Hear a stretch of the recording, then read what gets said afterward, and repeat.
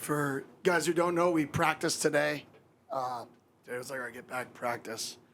Obviously, anything, let's focus on West Virginia. You know, I'm going to answer questions that are relative to our football team this year in West Virginia and trying to beat a really good team who's number one in our league in rush defense in the last 3 weeks. So talk about rush defense, Kenny Hood Rubino, Devil's Digest. The fact that a lot of the onus on the running game is on Raleek Brown, maybe not as planned. But now that you have Jeff Sims as a very, very capable running quarterback, how much pressure that takes off Raleek, you think? Yeah, it does. Anytime you can be a +1 run game, you look at their run game on offense, and they utilize their quarterback in the run game, whether it's direct runs, whether it's, inverted reads, traditional zone reads. Like they use every bit of their quarterback in the run game, similar to how we use Jeff. A little bit different, but similar in the last week. I think it definitely alleviates and allows you to have a +1 run, and that's why Coach Rodriguez has always won games. He's dedicated to the +1 run, and he's won a lot of games doing it. And I think for us, we're trying to take a little bit of that element here towards the end of the year and add that for us. How much of that, I think that's going to change game by game, game plan by game plan, what defenses are doing. And like I said, this is the number 1 rush defense the last 3 weeks in our league. They're doing a phenomenal job stopping the run. Chris Cartman, Sun Devil Source.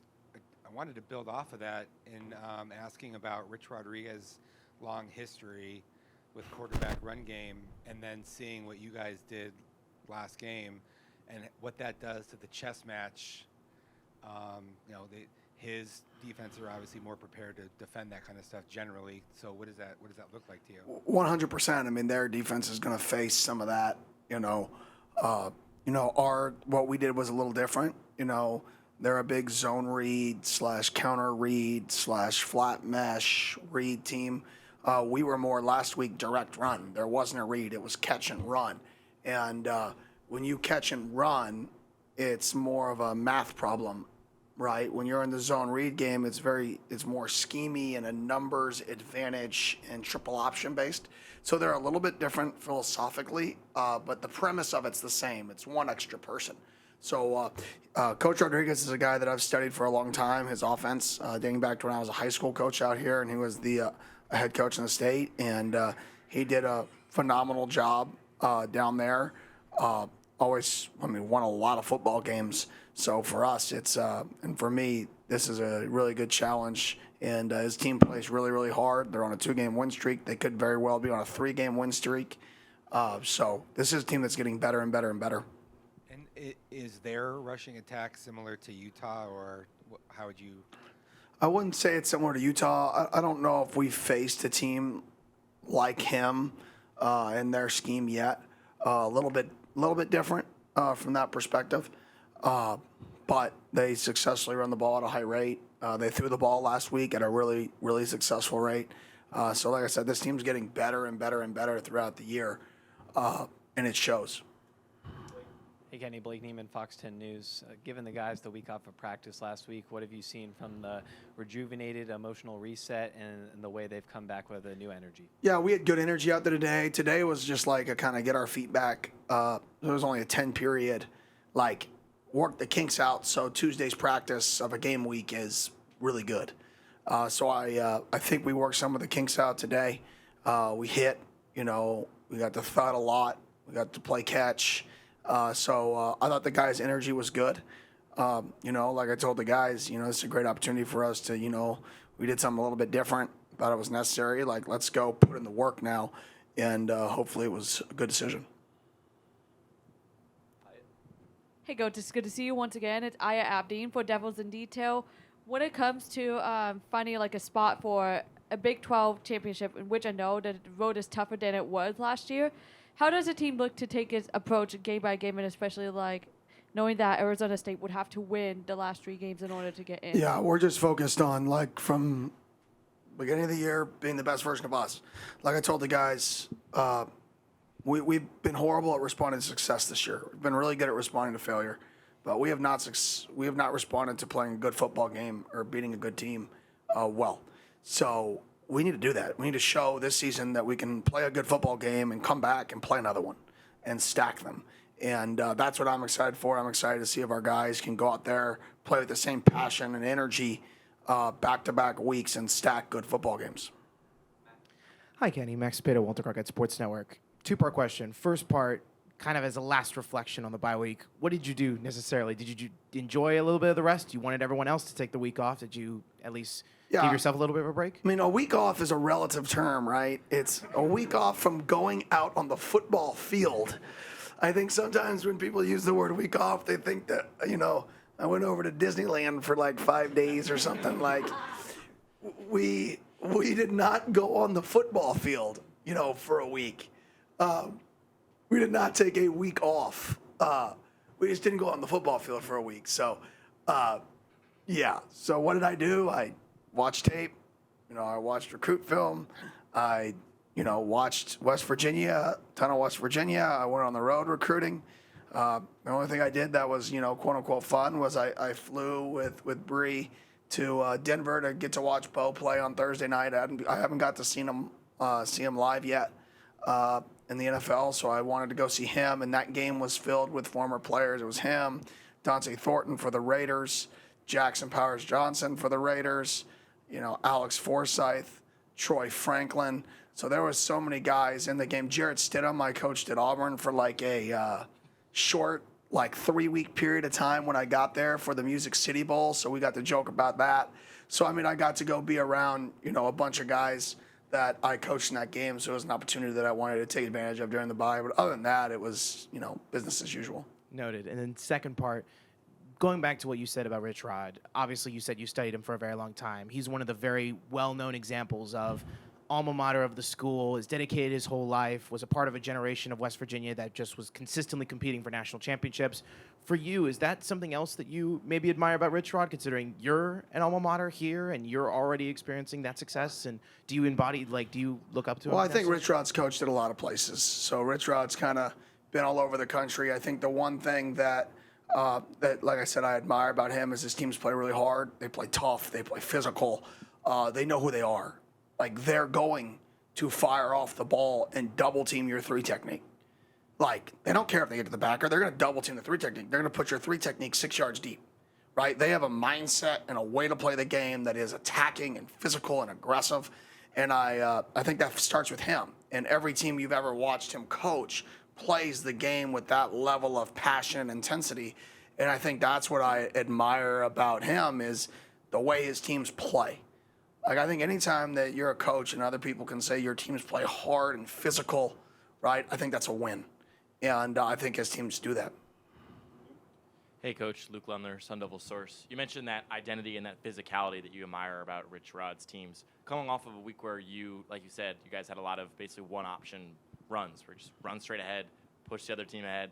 How can you carry over that physicality and search for an identity of that sort kind of heading into the back end of the season? Yeah, I think, from now till the end of time, running the ball and stopping the run is always a recipe to win football games, right? If you can successfully run it and you can successfully stop it, you're going to win more games than not. Now, you can't do that at the detriment of being balanced and the detriment of, running your head against the wall, right? If a team doesn't want you to run it, they should be able to do whatever is necessary to stop it, and then vice versa, you've got to counter, right? So I think we always want to hopefully run the ball and establish the run, stop the run. But there is a time where you have to say, well, we're not going to bang our head against a wall if they're selling out to stop something, and we have to take what they give us. There's the balance in the game that you got to create. You just got to be able to run the ball when the numbers are right. When the numbers are right, if you can't successfully run the ball, then you're in trouble. And I think what Jeff provided was it gave us sometimes earlier in the year when the numbers were right, we still couldn't run it. I think Jeff provided a spark that when the numbers were right, we could run it successfully, which then opened up the first half passing game, which we had, which was nice. And you talked a lot about how you and your coaching staff can help your quarterback, whether it be Sam, whether it be Jeff, and put him in position to succeed. Coming off of the best week of his career and national recognition, I'm sure a lot more attention will be put on Jeff and what he brings in the run game. How can you and your staff make sure you set him up fully for success against a defense that, like you mentioned, has been very good? I thought he threw the ball well, too. He had a huge third down conversion to Shimon on a man deep over route, right, which extended the drive. On the flea flicker, he threw the ball into the window for a great catch by Malik. So, I mean, I thought he threw the ball well. We didn't ask him to do that a lot in the second half just because there was some elements in the rain. The defense was playing really well, so trying to play some complementary football there and got the win. But I thought he played I thought he threw the ball really well. I thought he controlled the perimeter with some pressures, throwing screens, whatever we asked him to do, throwing hole shots versus corner cat, because that wasn't the plan. Like, he did a really, really good job taking what the defense gave him in that football game. Hey, Kenny, Jordan Ham, Sports 360 AZ. Do you have any health updates on the team coming out of the bye? Yeah, I mean, X, unfortunately, is going to be out for the year. I mean, we were trying to get him back, but, that's a kid who's been a staple of this program, since we got here as a staff. He's one of the heartbeats of the program, so it just pains me that he's not going to be able to make it back. But, I'll update that more and get more specific on that later. Yeah, that just sucks for him. But, he's a great kid, great competitor. I think whoever chooses that they want him part of their team at the next level is going to get a guy that they're, very, very, very happy with. So nothing positive from there. Prince will be back. I've already updated on JT. Tate Romney should be back or working back. That's pretty much it that I can think of off the top of my head of guys that were, could potentially return. Coach Damon Allred, Arizona Sports. Following up on responding to success versus failure, what are kind of the indicators on the day-to-day this week where you're looking forward to see what kind of headspace the team is in? Yeah, intensity and physicality at practice, right? Are we showing up and having an intensity about ourselves to be to get better, urgency that we must get better if we want to win this football game. And like I told the guys today, they're going to be a team that shows up and they're going to be physical and they're going to hit you in the face. So if we're not ready for it, right, watch out. Kenny, with this being kind of the Salute to Service week, is there any messages you're bringing up, any people you're bringing in to talk about that? No, nobody in particular. Obviously, Pat Tillman and the Leadership Council. The Pat Tillman Leadership Council is something that we've adopted here just for, Pat Tillman and his leadership. I think there's nothing else, for our program that's bigger than that when it comes to Salute to Service is, his legacy and trying to carry on his legacy, not just for the past generations, but for the future kids to understand what Pat Tillman meant to the program. And I think the Leadership Council is something that's going to allow his story to be continually told, at least in between these walls, and hopefully shared when our guys leave the room. Michelle Gardner, Arizona Republic. Obviously, Jeff ran the ball 29 times the last game, and that's kind of probably not what you want to do on every occasion. So how do you find the sweet spot between balancing how much running for him is too much and when you need to get other guys involved? Yeah, it's just a balance. If you can run the ball without him. We've done that for most of my career. I've been able to run the ball without the +1, right? So hopefully we can run the ball without him. Well, then if you can't run the ball without him, is it because of a numbers problem or is it because, they're winning with less? And if they're winning with less, it means the windows aren't going to be open either. So now you're going to have to utilize them. If they're winning with more, well, we don't need to force him to run, kind of like we did last week at times. We got to throw the football. So I think football is just a numbers game. And running quarterback and a +1 runner, what that allows you to do is that allows you to kind of dictate when you're not winning with the right numbers. When you have a good play or you like it and it's still not working, you can go +1 and almost put that good play that's not working on to another level with that. The idea would be you don't have to do that ever, right? Unless you're trying to force the run, which you don't want to do unless it's must-run scenarios. So hard to answer that until you're in game. I think you have to have a plan, and then you have to say this is what we want to get accomplished, and then in game you have to make decisions based off of your success or failures at certain things. And in the last game, we just weren't running the ball very well without him. So guess what? It's on. We're going to plan to win the game. Hopefully that doesn't happen moving forward as much. So I would say it's kind of, you have a plan until, you don't. And then you have to have the backup plan and try to win the game, and we'll figure that out on Saturday. A follow-up. I wanted to ask about X because you referenced him, possible NFL team, somebody's going to get a winner. Does that mean he's closed the door, or have you not broached that on coming back? Yeah, I don't want to speak on behalf of him. I mean, I think he's earned the right to be able to speak for himself there. It's just unfortunate. I mean, that's a dude who's one of the leaders of our team. I mean, absolute captain, absolute warrior. It just absolutely unfortunate for him to come back and pretty much be out all year. I mean, it pains me to even talk about. Yeah, just wanted to follow up on just the overall injury situation. How do you put that into context when several of your best players got knocked out for the season, others haven't been healthy almost the whole year, and after a year when you were able to largely avoid that stuff? Yeah, it sucks. I mean, X was the only guy who didn't get injured really in game. So, X got hurt, in the offseason, working his way back, which is unfortunate. And, everybody else was in game.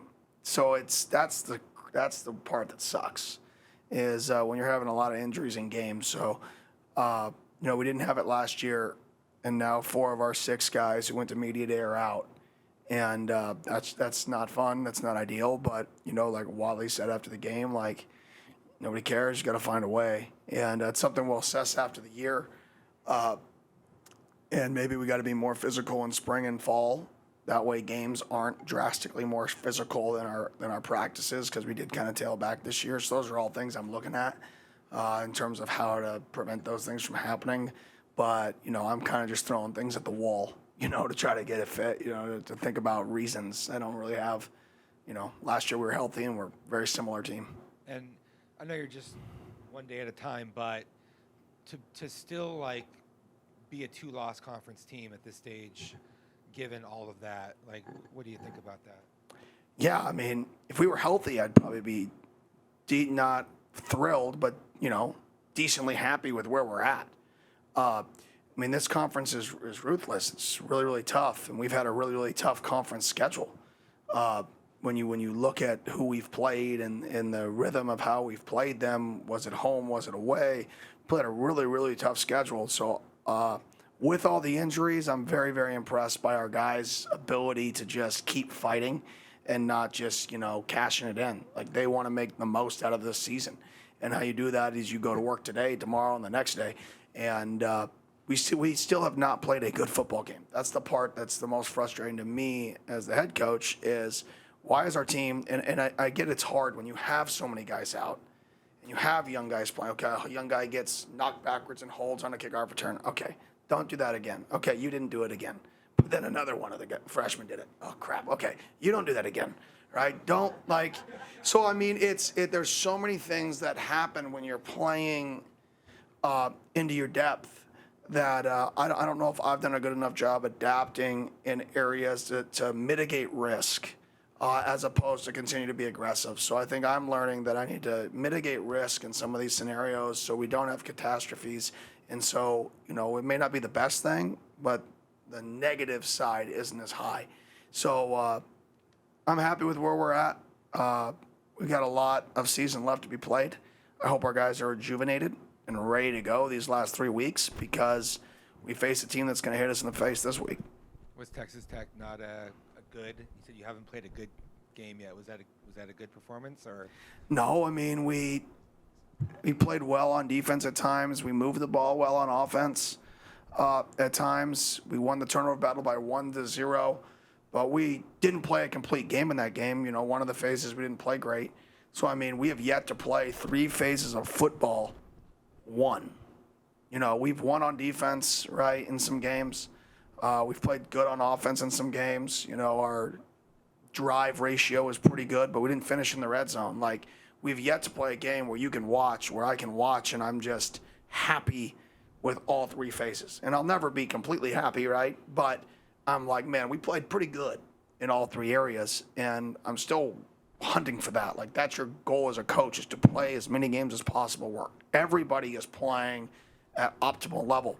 It's obviously challenging with injuries and all that stuff. It makes it more difficult because you're not as much or changing centers halfway through. Then you change quarterbacks. Then you change number one wideouts, right? Then you change running backs, right? Then you change defensive ends. Then you change free safeties. It's like, man, how do you then, because of that, you change 7 guys on special teams. But we still have to do it. Like, that's the goal. It's to win games, but play as good as possible. So, like, I'm hunting for that. Hey, Coach. Ryan Myers, Devil's Digest. When you talk about things like that with, having to balance guys that are in and out and everything like that, do you take into account the fact that obviously last time you guys were at home, you had your first loss in a long time here at the stadium, and having to kind of balance getting back to establishing winning ways here at the stadium too? Not at all. I mean, our guys are going to take the field. I think we're close to a sellout again. Hopefully it'll be a sellout crowd, and they're going to feed off the energy of that, and then we got to go play our best game. So I don't feed too much into like that type of stuff. I think our guys know we want to protect home turf. I think they know our seniors only have 2 games left here, and we got to play these games as good as possible. Kenny, bouncing off of Chris's point about the difficulty of the conference, it seems that nationally the Big 12 has now potentially entered a phase where now everyone sees how competitive each team's schedule is, each team's grind week in and week out. For you, kind of seeing all of the attention that other games have gotten with what BYU Texas Tech was last week, what Utah has now done, even being a 2-loss team, what do you feel like that does for not only programs like you and others that feel confident, like, wow, now everyone knows the grind that this conference is week in and week out more? I don't really pay attention to that. I'm sorry. I just want to be better. Like, I don't pay attention, like, I don't even know how to answer that because I don't focus on that stuff. I just want to play our best football game. I want to come out. I want to play clean football. I want to take care of the football. I want to establish the line of scrimmage. I want to win the line of scrimmage. I don't want to get a billion penalties. Right? I want to keep our hands inside. I want to release when they're outside our framework. I want to move the person in front of me backwards. I want to make tackles, right? I want to tip the ball when they throw it in RPO world, right? And get an interception off of it. I want to run down on kickoff and run full speed through the end zone. Like, that's my focus. Kind of mentioned some of the O-line shifting, and obviously Ben being out hurts a lot, but do you feel like at this point, with knowing who's available and knowing kind of how that's gone so far, that you know what that best 5 that you talked about a lot earlier is, and just what has been the development of that group over the year? Yeah, I thought they had a good game last week or 2 weeks ago, whatever that is, whatever we call that, 9 days ago. I thought they played pretty well. I mean, 0 sacks given up, ran the ball really effectively. So I thought that was their best game. And we're playing, 7 guys in there, which I think is a positive. When you can play 7 guys in, you want to go 7 or 8, in my opinion. One of those guys is out and Ben, so now we're at 7-ish. So I think we kind of found a rhythm, to answer your question. But, then last week, Wade went out for a little bit in the middle of the game. So it's like, next guy up.